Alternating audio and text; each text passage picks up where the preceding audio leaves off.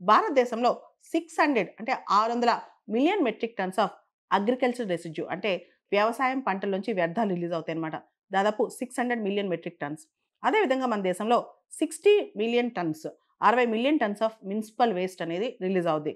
దీన్ని గనక మామూలుగా బర్న్ చేస్తే అదొక అన్‌సైంటిఫిక్ బర్నింగ్ అవుద్దనమాట. దీనివల్ల methane, nitrous oxide, carbon dioxide ఇవన్నీ రిలీజ్ అవుతాయి.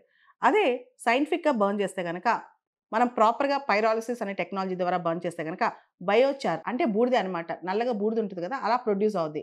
ఈ బయోచార్ అనేది దీనివల్ల ఏంటంటే లాభం మనకి కార్బన్ డయాక్సైడ్ అనేది అట్మాస్ఫియర్‌లోకి రిలీజ్ అవ్వదు. కాబట్టి గ్రీన్ హౌస్ గ్యాసెస్‌కి ఇది కంట్రిబ్యూట్ చేయదనమాట.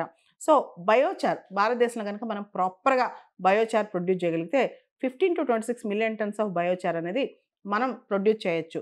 దానివల్ల 0.1 గిగాటన్ ఆఫ్ కార్బన్ డయాక్సైడ్‌ని వాతావరణంలోకి ఎంటర్ అవ్వకుండా మనం చూసుకోగలం. ఏదైతే పైరాలిసిస్ మెథడ్ ద్వారా బయోచార్ మనం తయారు చేస్తామో, దానికి సంబంధించి ఏంటంటే వాతావరణంలో అట్మాస్ఫియర్‌లో మనం తక్కువగా కార్బన్ డయాక్సైడ్ రిలీజ్ చేస్తాం అనమాట. ఎందుకంటే పైరాలిసిస్ మెథడ్ ద్వారా బయోచార్ గనుక ప్రొడ్యూస్ చేస్తే గ్రీన్ హౌస్ గ్యాసెస్ ఎమిట్ అవ్వవు. Carbon dioxide emit అవ్వదనమాట.